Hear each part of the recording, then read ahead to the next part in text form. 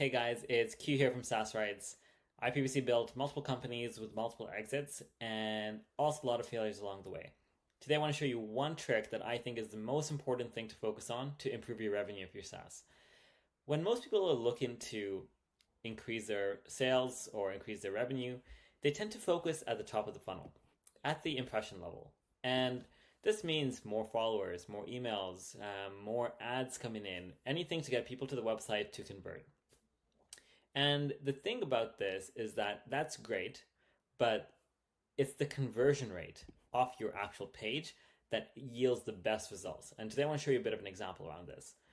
If you have 100,000 impressions, impressions coming from cold email, coming from social media, coming from search, wherever somebody sees you, and let's say you have a 3% conversion rate there, or click-through rate of people actually coming to your website, that's going to result in 3,000 people come to your website. Let's say you have a product that costs $10 and a conversion rate of 2%. That's going to be 60 conversions or $600 in revenue. From here, you might be like, okay, I got a good marketing funnel. All we need to do is throw more into that funnel. And this is what most people do. They'll start and say, okay, let's try and increase this by 10%. And that's great. If you get now 110,000 impressions at the same conversion rate, that's going to be 3,300 clicks. It's going to be a linear increase of 10%. But what if instead of doing that, of course do that if you can, but if instead of doing that, what happens if you just improve your conversion rate by a little bit? What if you were able to increase your conversion rate by 1%? That would actually be a 50% increase in revenue for a 1% difference. Obviously, it's not that easy to get a whole percentage point from that sort of optimization, but this is the difference in the power, right? And many people, once they start to build their first landing pages, once they build their sign up and onboarding, they tend to then start to focus again back on the top of the funnel without really taking the steps to really optimize and refine that conversion rate.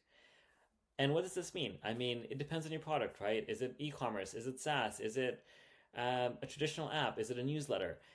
You can use A/B testing to try different landing pages, different sign-up flows, whatever it is. I would say that use A/B testing as one of the main ways to look at this. Maybe landing page conversions, right? Like look at a bunch of landing pages. Like we did a teardown of a whole bunch of different landing page conversions.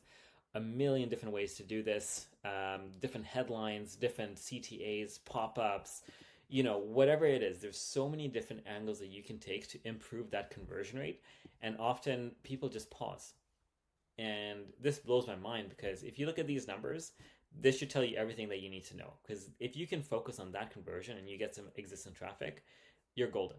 So the next time you're thinking about spending that much more time on something else, take a look at your landing pages, take a look at your product flows, and think, is this actually the right conversion? Can I get more from the existing traffic? And if you can, it's like the same thing with customers. You can always get more revenue from an existing customer or by upgrading them than you can with getting a new customer on board. And it's a very similar principle here. So focus on your conversion rate and the revenue will follow. Hope you found this useful. If you like this kind of content, please like and subscribe, and we'll see you next time.